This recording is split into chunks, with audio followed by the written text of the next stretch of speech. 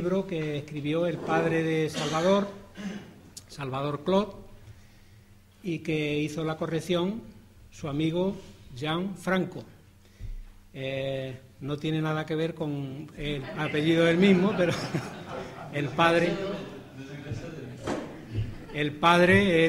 fue también, igual que el padre de Salvador, fueron los dos exiliados republicanos de cuando perdieron la guerra, que tuvieron que irse a Francia.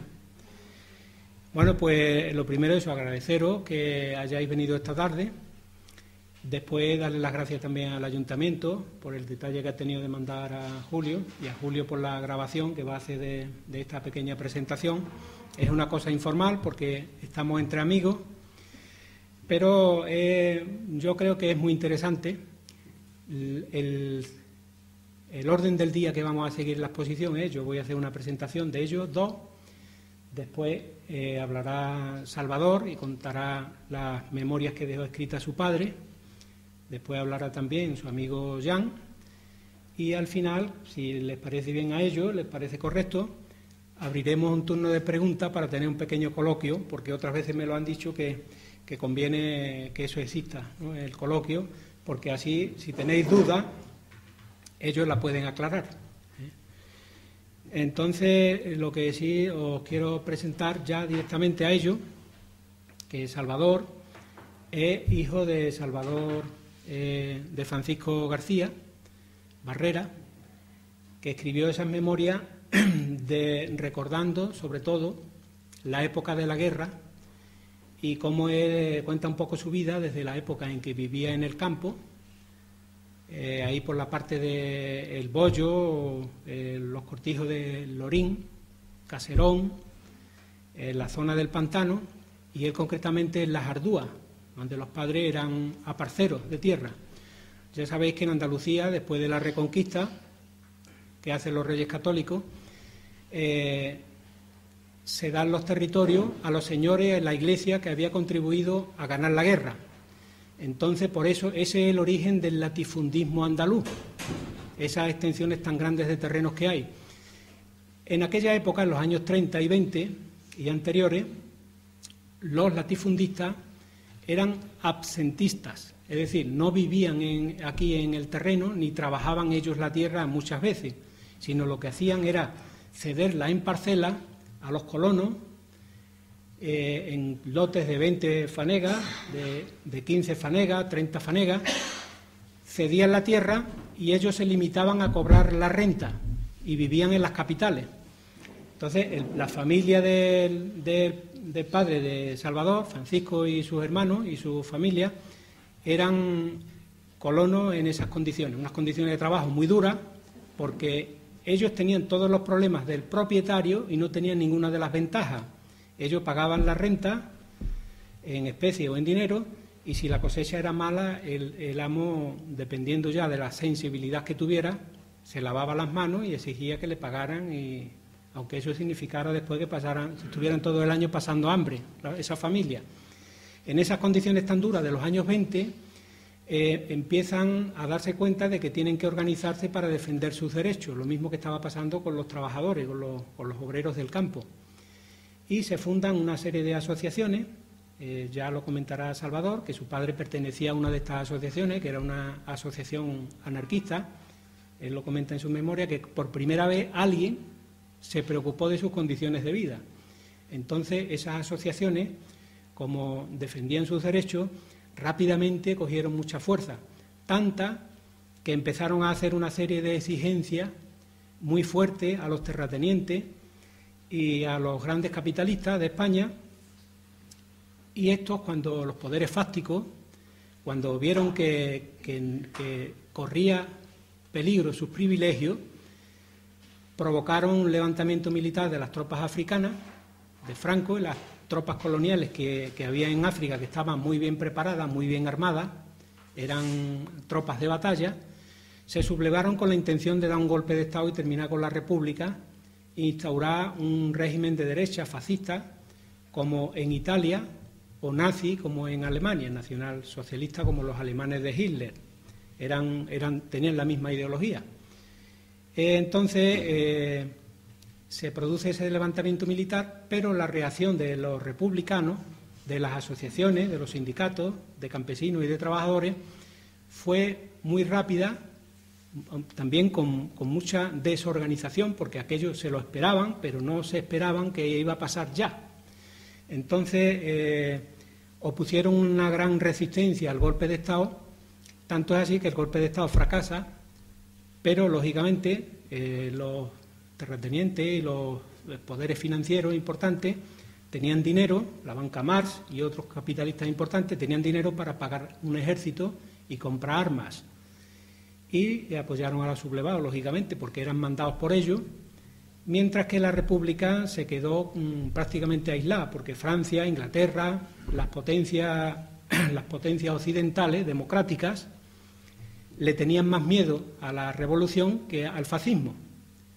Y después se dieron cuenta que se habían equivocado. Por eso, en la Segunda Guerra Mundial, cuando se vinieron a dar cuenta, el fascismo ya estaba tan fuerte. Entonces, esa es la situación en la que se produce la guerra civil. Francisco se ve obligado a irse y ya todo eso lo contará mejor Salvador. Salvador es profesor de instituto de física y química en Francia. Allí hizo todos sus estudios, ha hecho toda su vida, se casó con Eva y allí vive con su familia desde siempre. Su amigo y el corrector de la obra, del libro, que estaba manuscrito y que estaba además también un poco disperso, él lo estructura, le da la forma, es Jean Franco, también hijo de republicano español en el exilio, y él es catedrático de literatura española y hispanoamericana. Ha estado de agregado cultural representando a Francia allí en México y eso es catedrático, me parece que ha sido también en Montpellier, ¿no? Montpellier, y tiene también un currículum muy importante y le ha prestado una gran ayuda a Salvador.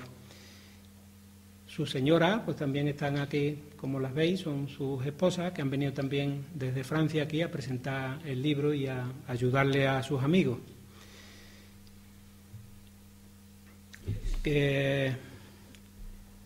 Yo creo que ya para terminar, porque no me quiero alargar, evidentemente, porque hoy el protagonista es Salvador y las memorias de su padre, desde mi punto de vista, es muy elogiable, digno de mucho respeto, el trabajo que ha hecho porque ha recuperado la memoria de su padre después de tantos sufrimientos como tuvo aquí en España y fuera de España, porque allí en Francia también pasó lo suyo. Él, si quiere, le parece oportuno y tiene tiempo, comentar algunas cosas de las calamidades que pasó allí. Y yo solo puedo darle la enhorabuena porque he leído el libro, me lo dejó la otra vez que estuvo y ahora esta segunda edición, que ya está hecha aquí en España, la otra se hizo en Francia, y el libro realmente tiene un gran mérito. Y desde el punto de vista simplemente humano, familiar, pues yo la verdad tengo que felicitarlo porque realmente ha honrado la memoria de su padre. Yo pido un aplauso para ellos porque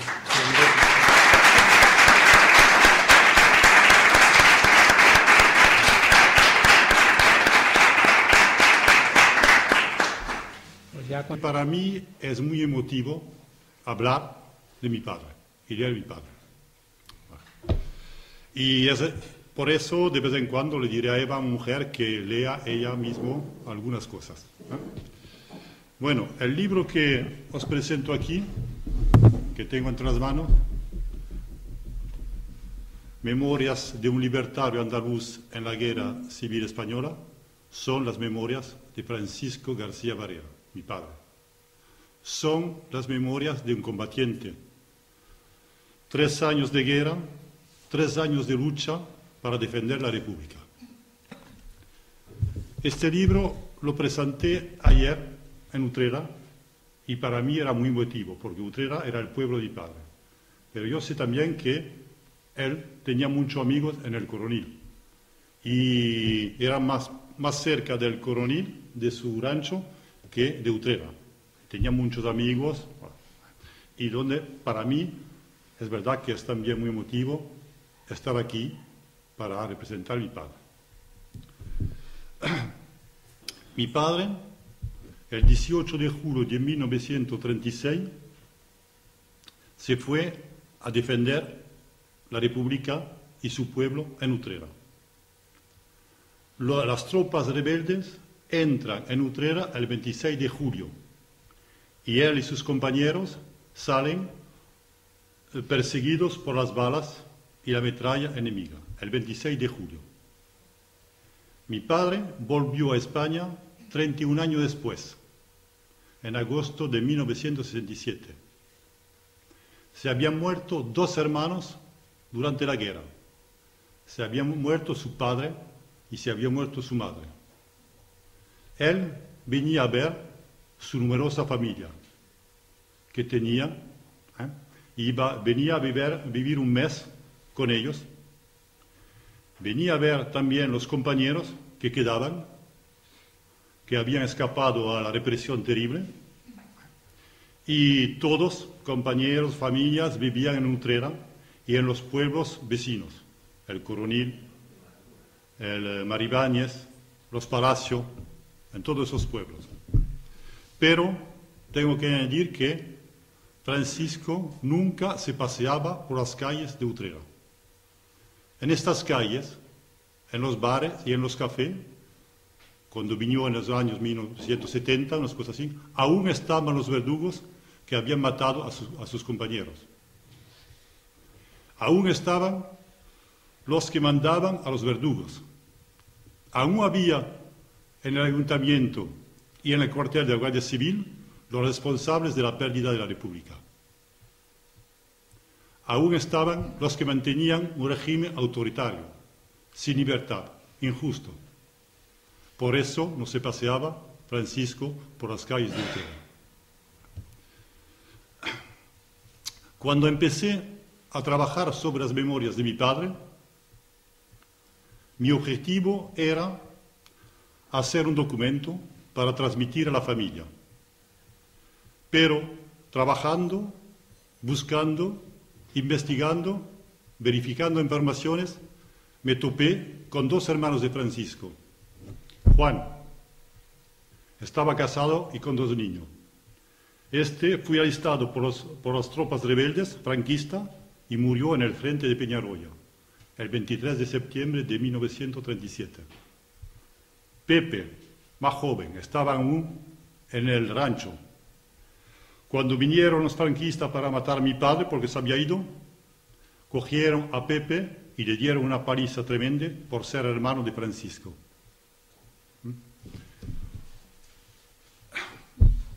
Pensando también, me topé con los compañeros de Francisco que huyeron a Ronda, en zona republicana.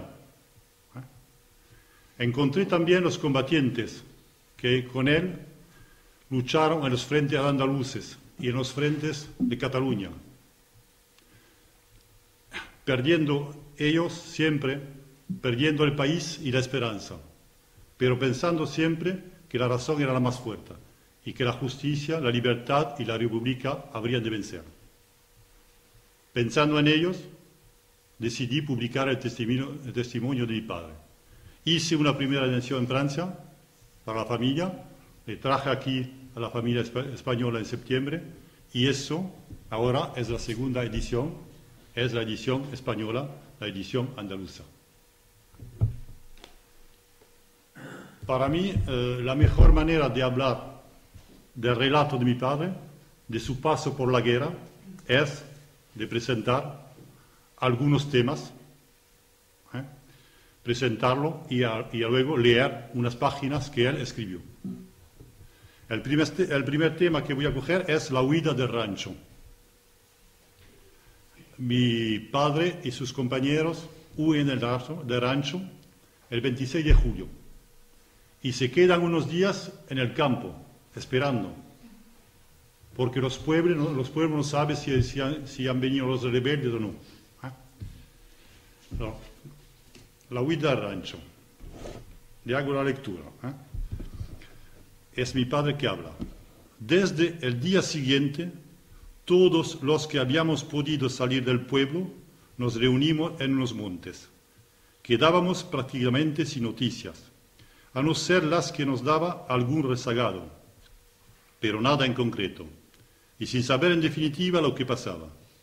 Eran estos tiempos tan imprecisos e inciertos que la tranquilidad no estaba en ningún sitio.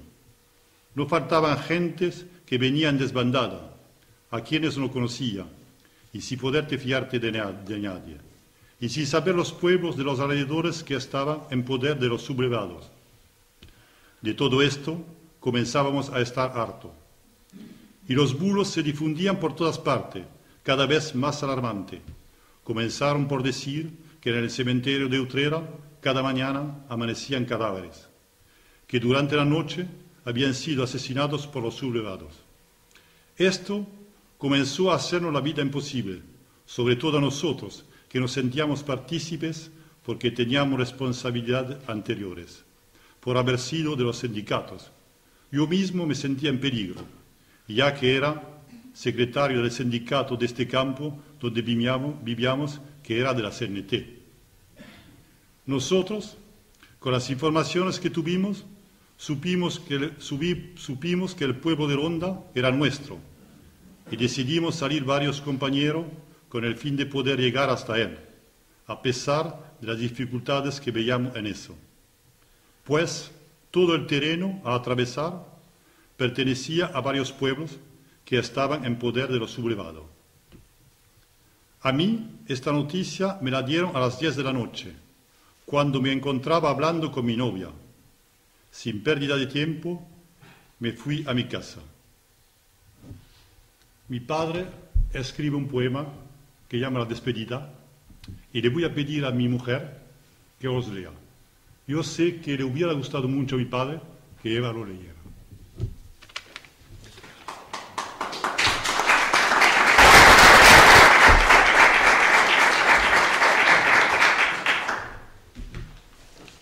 La despedida. Desperté a mi madre que no dormía. En momentos como aquellos, el sueño no se le hacía pesado. Mi padre y mis hermanos, todos dormían. No dejé a mi madre que despertara a ninguno. Le dije que me dejara la escopeta. Le dije que me iba por unos días. Me abrazó, diciéndome que no me fuera. Me acompañó bastante tiempo por el camino. Y de esta, mi madre, la que no me dejaba y vino mucho tiempo sin dejarme, sí que me fue doloroso. Tal vez, sin equivocarse, pensaba que no me volvería a ver, como así fue.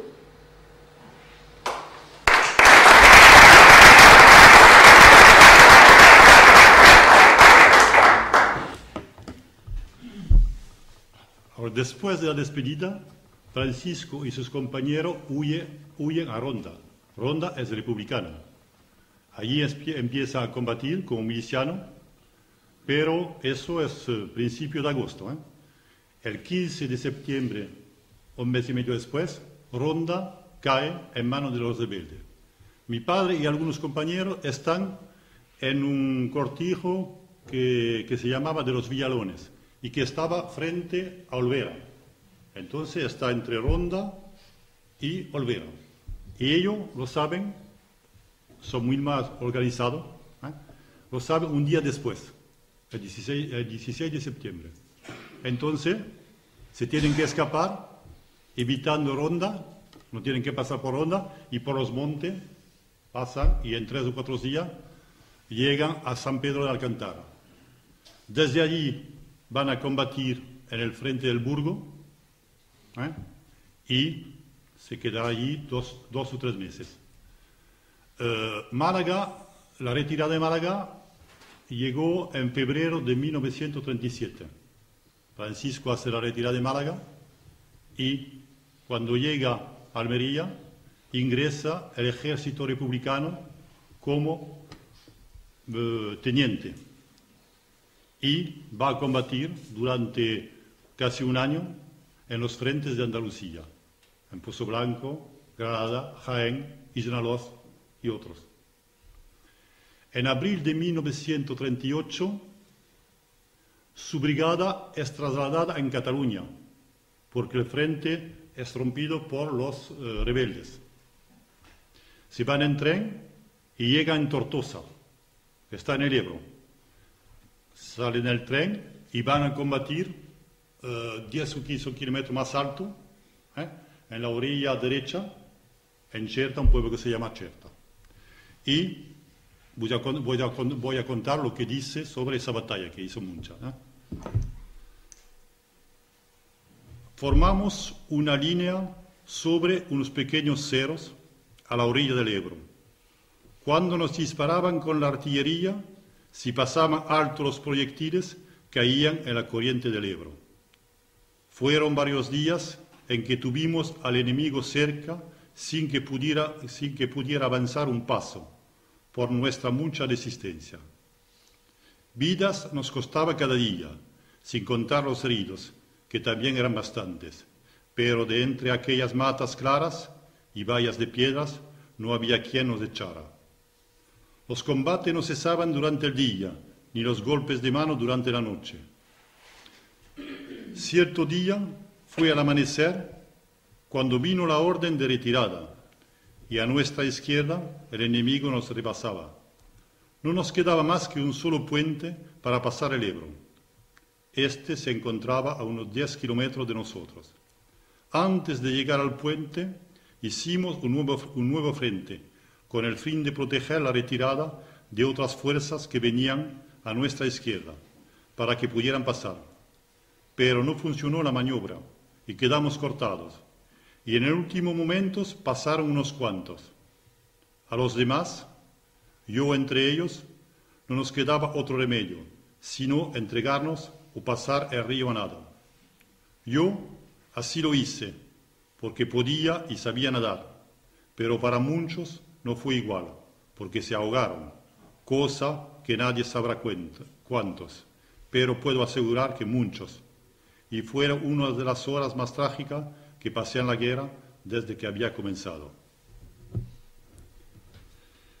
Pasa el Ebro y llega en Tortosa. Su brigada hay muchos que se han quedado. Encuentra la división del Campesino, que era un general famoso, y 2 días después, con otro encuentra su brigada, los que quedan, y van a formar un frente en el frente del Segre, frente a Lérida. Y allí se quedarán 8 meses, una cosa así. Eso es en abril 38. El 23 de diciembre de 1938, Franco ordena la ofensiva. Sus tropas rompen el frente y el ejército republicano se va retirando, luchando, pero se va retirando. La retirada de Cataluña durará más de 1 mes y medio. Francisco pasará la frontera el 13 de febrero del año 1939. Les voy a leer, mi mujer les va a leer, lo que llamo el paso a la frontera, es decir, los últimos pasos. Francisco está en la frontera, están esperando, no saben si pasar o no pasar, porque dejan su tierra querida, y aquí lo cuenta.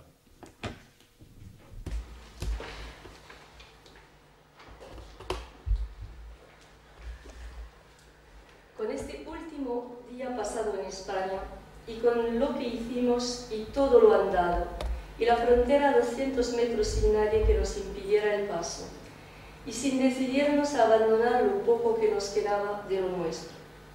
Por supuesto, fue porque nos dolía, y también fueron muchas cosas las que pasaron por nuestras mentes, incluso teniendo la convicción de que otro camino no nos quedaba.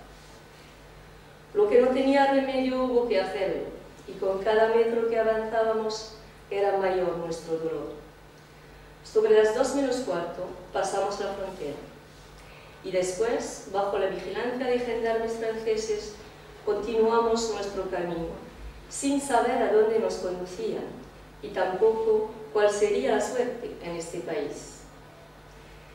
Del paso de la guerra a la paz no nos beneficiamos, sino con la tranquilidad, y los tiros quedaron lejos. Pero el hambre, el frío y todo lo que trae consigo la miseria seguía igual.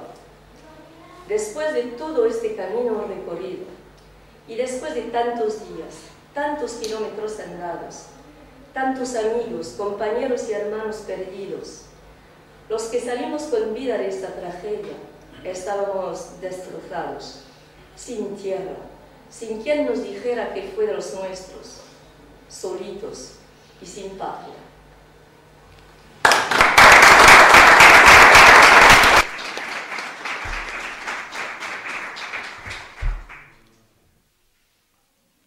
Francisco pasa a los Pirineos, en un puerto de los Pirineos que está a 1400 metros de altitud, y empieza la vida de los campos. Es decir, que llegando hay un pueblo que se llama Pras de Molló, y allí los encierran en un campo, al lado del río, de una carretera, y se queda una semana. Ahí hace frío, pues que nada, para acostarse tienen que hacer zanjas del frío y se ponen 2 o 3 puntos, ponen unas ramas encima, sí. Ahí se quedará una semana. Y luego va en los campos del Mediterráneo, y allí pasará un año encerrado entre el mar, como decía, entre mar y alambrado. Eso es lo que cuenta mi padre en su libro. En 1940, después, no lo cuenta más, pero hubo la guerra en Francia, se tuvo que esconder para no ir a los campos de trabajo alemanes, en los maquis que había en Francia, y por fin la libertad la verdadera libertad la obtuvo en 1944, cuando los alemanes se retiran de la parte del sur. Esa fue la vida de exiliado que tuvo después. Se acabó.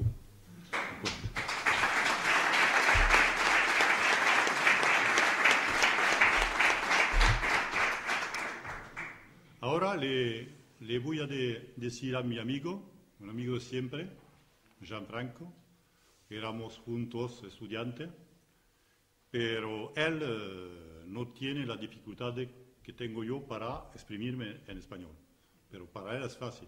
Era catedrático de español, leía mucho español, escribía en español y aún lo hace. Te dejo la palabra.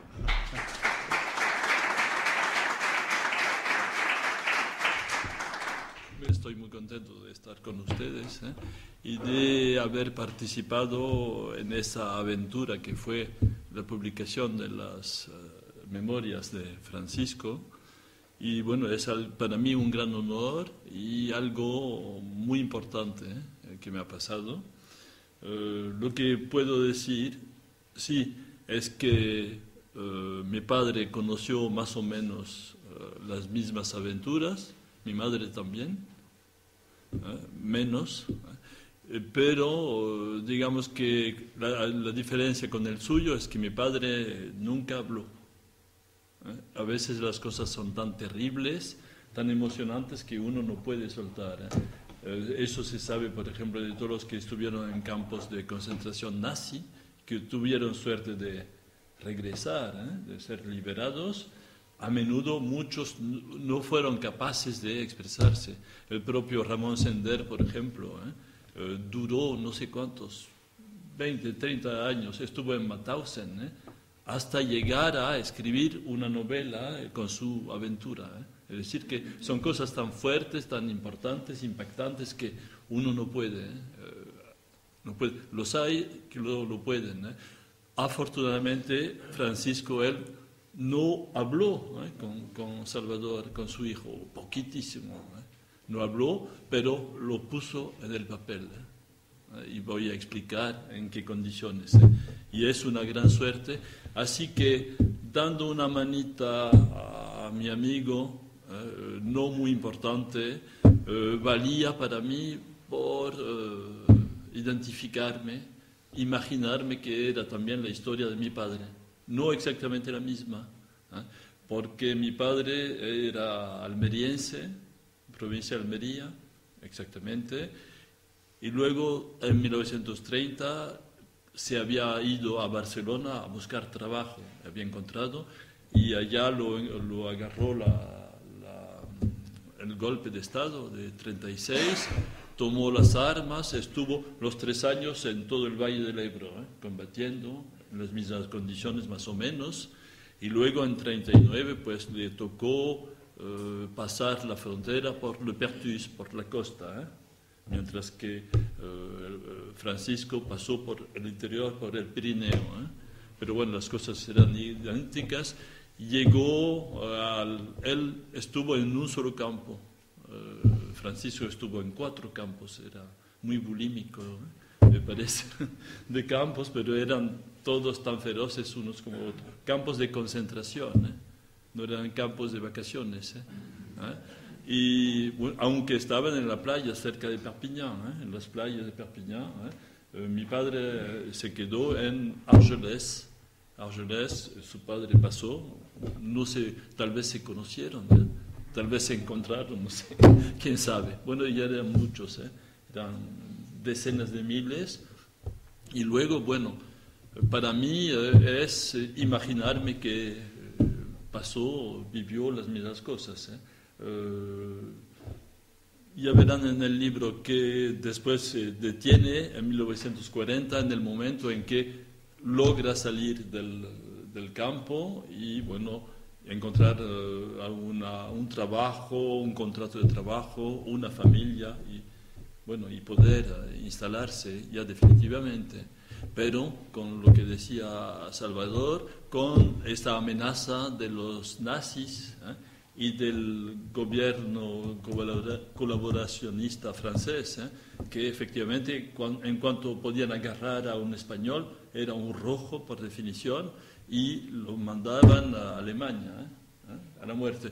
Lo que explica algo muy importante es que muchos lo hicieron, porque había el servicio de trabajo obligatorio, los agarraban y los mandaban a Alemania, de ahí volvieron algunos, no muchos. Y así, bueno, ¿qué les quedaba como solución? Escaparse, evitar, irse al monte o ingresar en la resistencia. Por ejemplo, todos los maquis prácticamente del Pirineo francés, del lado francés, claro, que hicieron todos golpes contra el ocupante nazi, pues tuvieron un papel relevante, muy importante. El maquis de l'Ariège, la zona, uno de los maquis muy importantes, el jefe máximo del maquis de l'Ariège era un español.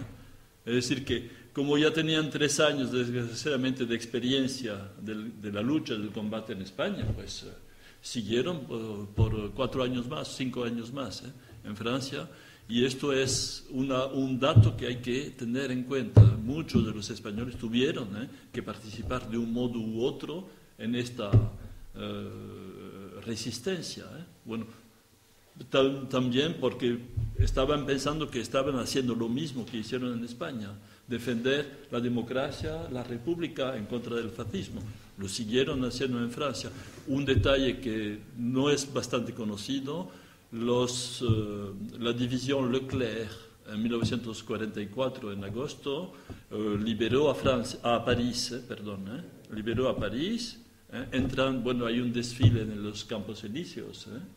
En este desfile están los tanques de la división blindada, Leclerc.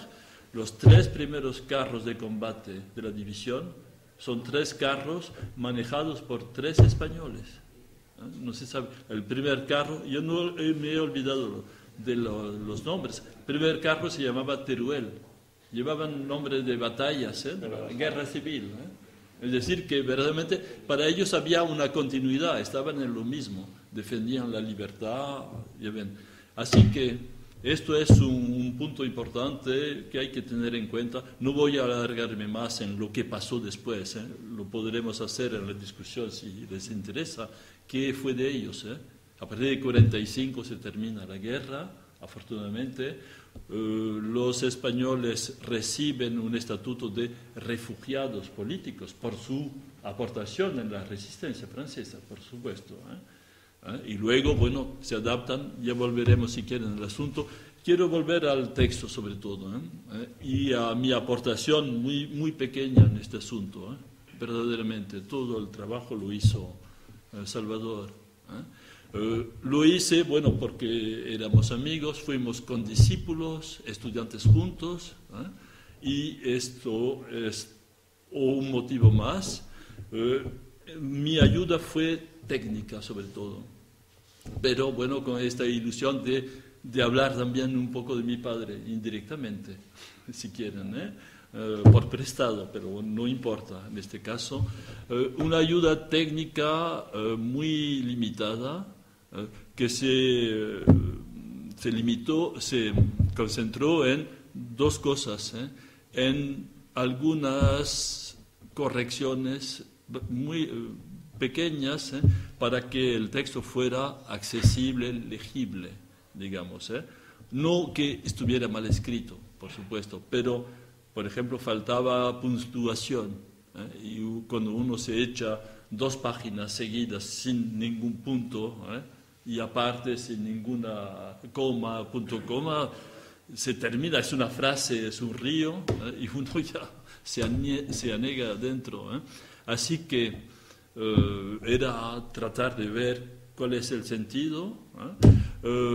Hice muy escasas correcciones, muy escasas. ¿Por qué? Por respetar a la palabra de Francisco, por supuesto. No tenía que poner la mía, no lo escribía yo, por supuesto. Me limité a quitar también a veces algunos galicismos que se habían colado en el texto, lo que es normal, porque uno cuando vive 40 años en otro país, pues se cruzan los dos idiomas, y de vez en cuando pues ya el español, algunas cosas del francés se meten. Así, bueno, cuando era demasiado evidente, pues yo quitaba y ponía una palabra que correspondía un poco al estilo de García, nada más, sin modificar nada. Es decir, verdaderamente ustedes pueden tener toda la confianza, es su texto. Yo no tuve nada que ver, muy poco. Fue una opción clara y definida. Segundo, ya saben que hay una diferencia enorme entre vivir y escribir. Son cosas muy distintas. Obviamente, las cosas se viven, se sienten, se sufren. Bueno, los combates, las luchas, las sensaciones, los pensamientos del momento, las situaciones. Y si uno se sienta luego a escribir lo que ha vivido, las vivencias, ya no es lo mismo. Ya no es lo mismo porque selecciona, que quiera que no puede decirlo todo. Luego existe un lapso de tiempo, hay un desfase entre el momento en que se viven las cosas y el momento en que se escriben.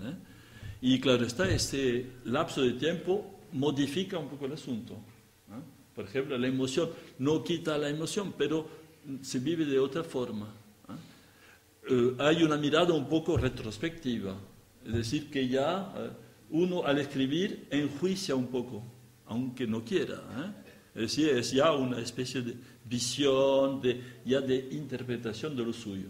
Ya ven un poco el problema. Si uno se siente desgarrado, desesperado, etc., como en el texto del Paso de la Frontera que acaba de leernos Eva, y lo escribe, si lo escribe, ya no lo siente del mismo modo, con la misma intensidad, forzosamente. Hay una especie de pérdida de sustancia, por decirlo así. Y ya ven, esto es un problema, bueno, que todos los que lo han escrito conocen, no es lo mismo. Y si median semanas o meses o años entre las dos cosas, es enorme. Ya ven un poco cuál es el problema. Y voy a explicar en este caso, es un caso muy bonito para mí y excepcional. He leído muchos relatos de este tipo, muchísimos, sobre todo desde hace 20 años. Hay una afloración de textos, de testimonios. Desde hace 20 años más o menos, no tenemos tiempo, pero ya explicaré eventualmente. Y efectivamente estos textos casi siempre, se trata de gente, de intelectuales o de semi-intelectuales, de gente que han tenido a veces un puesto relativamente encumbrado, o que han tenido un papel o que se adjudican un papel importante en el asunto, que a veces escogen o muestran que lo valientes que fueron, etcétera, se dan a veces un papel que quizás no correspondiera exactamente. Hay de todo, hay relatos que a veces uno dice, no, eso no se puede. Otra cosa, a menudo estos relatos son relatos muy retrospectivos. Y claro está, la memoria ya va seleccionando, se van olvidando detalles, se guardan algunos fuertes, pero pierde esa sustancia. Y cuando lo que pasa a menudo es que la persona ha vivido otras cosas posteriormente, le ha ido mejor, por ejemplo, ha leído libros, ha leído artículos, ha leído una serie de cosas. Y todo esto viene a impactar en lo que está escribiendo con toda buena fe, modifica. Ya ven un poco el problema. Este texto es excepcional por eso, porque eso no pasa por motivos increíbles. Yo me quedé sorprendidísimo cuando empecé a leer, porque Salvador me mandaba por trocitos por internet, yo veía, corregía algunas cosas y fui poquito a poco empapándome de este asunto y dije, pero es imposible esto, es imposible esta situación. Por eso creo que es un libro único, no conozco otro ejemplo. ¿Por qué? Porque primero se trata de alguien que no fue nunca a la escuela. Yo decía, pero le dije, pero ¿qué hizo después? Pero estuvo en una universidad, ¿qué hizo? No. Me pareció imposible, porque escribir es otra cosa, poner algunos datos en un papel, pero redactar algo construido, coherente, con es algo, es otro cantar, y es otro rollo. Así que ya ven que era el problema, y dije, no es posible. Dije, pero le comenté muchas veces, pero estuvo en una escuela, ¿no? Etcétera.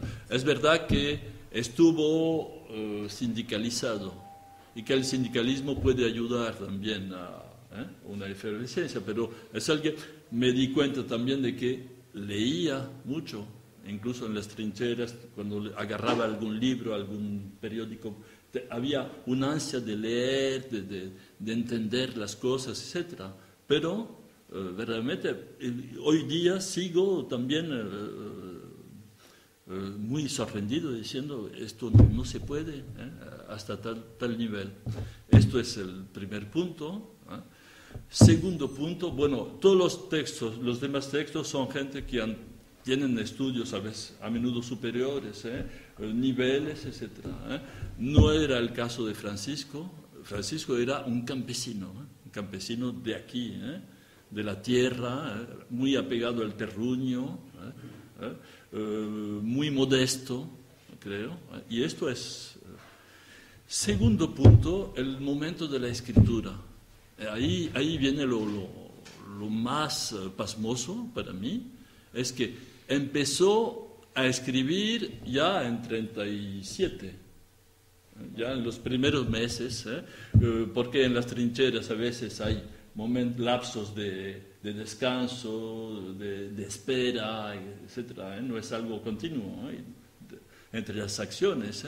Y empezó a escribir lo que le estaba pasando al día, con datos, etcétera, con todo probablemente para sí mismo, no creo que para los demás, probablemente para sí mismo, para fijar cosas, fijar ideas. Empezó a escribir, al poco tiempo, al año, bueno, se perdió en la retirada de Málaga, bueno, tuvieron que huir y no puede cargar con sus papeles, se le perdió todo.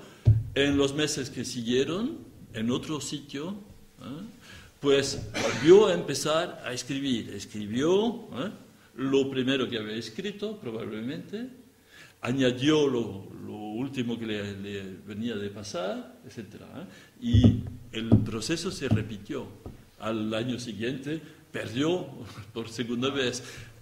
Volvió a empezar la tercera vez antes del Ebro, ya tenía probablemente un fajo de papeles. Hay este gusto por la escritura también, que a mí me fascina. Y pasando a nado los papeles, bueno, ya imaginan qué les pasó. Si se los llevó, no estoy muy seguro, porque en esos momentos uno no calcula muy bien, pensando en su posteridad. Y luego, en el frente del Segre, por cuarta vez, volvió a escribir, y ahí no termina la cosa. Pasó la frontera, se le perdió también este cuarto manuscrito.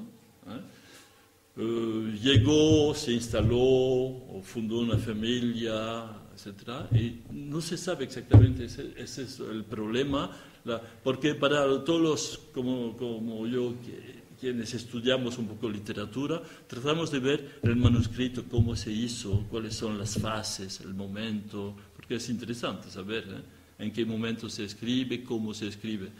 Y lo que pasó es que a partir de años 50, 60, empezó a escribir, a acumular montones, escribiendo su texto, su vida, bueno, completa esta vez, detenida un poco en 40, después de los campos, y siguió escribiendo, llenando cuadernos, etc., con una precisión pasmosa. Precisión pasmosa para mí se explica sencillamente, es que lo traía este texto dentro, tan dentro de sí, que le salía, le brotaba, no se le olvidaba nada, ni los nombres, ni las fechas.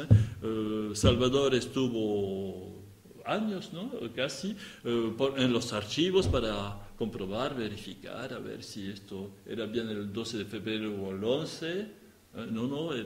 Casi siempre. Nunca falló, verdaderamente, tenía una memoria pasmosa y creo que es un texto que llevaba dentro y que le brotaba por todos los poros y salía, es algo impresionante. Y no termina tampoco la cosa porque en estos fajos de textos, en los 60 creo, ya consiguió una máquina de escribir y volvió a pasar. Es un trabajo de 40 años, ¿no? Volvió a pasar su texto. No sé si modificándolo, es decir, es difícil, habría que comprobar, modificando, quizás, pero bueno, era este texto único. Y la última máquina de escribir ya más sofisticada, en los 70 o 68, cuando se jubiló, con más tiempo, volvió a empezar y Salvador se encontró hacia una montaña de escritos para saber cuál es bueno, encontró un texto que era el más completo, el más coherente, y tomó como principio, me parece, totalmente acertado. Había escrito 5 relatos diferentes. 5. Escogí uno y trabajamos con él sobre el primero. Yo lo ponía, se lo enviaba una página por internet, él me devolvía y así. Y luego empecé a leer, lo había leído ya, los otros. Pero el primero que hice lo cadré bien. Primero para el paso del hierro. Bueno, lo vi ahí, lo marcaba bien y iba a ver a nosotros lo que había escrito.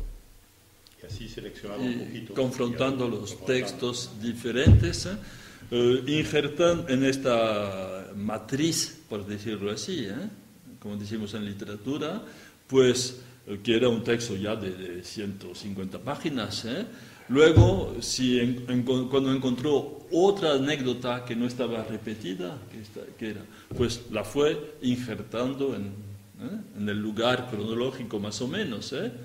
Es decir, que es algo a retazos y no, es una coherencia con algunos remiendos chiquititos aquí y allá, para guardar. Pero es un texto, tal vez el texto que hubiera podido hacer Francisco él mismo, ¿no? Si hubiera tenido a un asesor que lo ayudara a decir, bueno, un secretario perpetuo. Sí, pero Es algo impresionante y el producto es este, es decir, un texto que es coherente, que es un bloque, y un texto, yo sigo diciendo que es un texto que se escribió en 38, se volvió es el mismo, es el único, un texto río, ¿no? que él, bueno, produce y que es algo impresionante. Así que, bueno, no me voy a alargar más en este asunto, pero cuando se ve el texto, lo tienen que leer, se darán cuenta, resuma una emoción contenida. Creo que hay mucha modestia en Francisco, verdaderamente, y mucha contención, no es de aspavientos ni de gritos ni de pose, es verdaderamente algo muy modesto, fundamentalmente. Lo que llama la atención es este personaje que entiende muchas cosas, sin saber lo que está pasando en todos los frentes de España, en todo lo demás de la guerra, cuáles son los intereses en pugna, cuáles son los objetivos de unos y otros, las mentiras, etc. Él refiere lo suyo, su propia aventura humana. Es un texto de una humanidad impresionante y fabuloso por eso. Y algo que a mí me emociona mucho, por ejemplo, es que se encuentra con otros en pueblos, etcétera, con campesinos que están ahí, y está desesperado por los desastres de la guerra. Ve que estos campesinos no son sus enemigos, ni sus amigos tampoco, que se están muriendo de hambre como él, y que le tienen miedo, por supuesto, porque llega con una escopeta, y sin embargo él se identifica con ellos, y mira las tierras, dice, mira, no han podido cultivar nada, todo ha sido destrozado por las tropas, etc., y se desespera. Y esto es algo muy impresionante, digamos, esta dimensión humana. Siempre otra cosa, y en esto me voy a quedar, otra cosa, bueno, tenía un compromiso militante, sindical, una conciencia de clase, que corresponde a la presentación que hizo Paco. Había una reflexión sobre la tenencia de la tierra, el papel del señoritismo, etcétera, el ausentismo, todo el problema de la tierra, bueno, de los aparceros y todo eso, pero nunca hay una voz militante ahí, es algo verdaderamente sencillo. No quiere aleccionar a nadie, no quiere convencer a nadie, ni hacer proselitismos.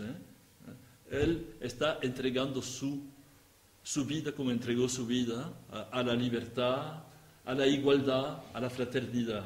Es lo que sale del texto. Y no quiere convencer a nadie, decir, miren, etc. No pone el grito en el cielo, nunca. Hay esta especie de modestia, de contención, de recato muy, muy fuerte y que agarra verdaderamente. Y esto creo que es el magnífico texto que ha producido, que está ahí, que vale la pena. Creo que basta con leer unas páginas para darse cuenta de lo que toda la textura humana que está detrás. Así que bueno, yo creo que podremos hablar y contestar a todas las preguntas y abrir muchos campos de lo que es, pero creo que es un texto único verdaderamente. Yo no he leído otro de este tipo, sencillamente. He leído muchos,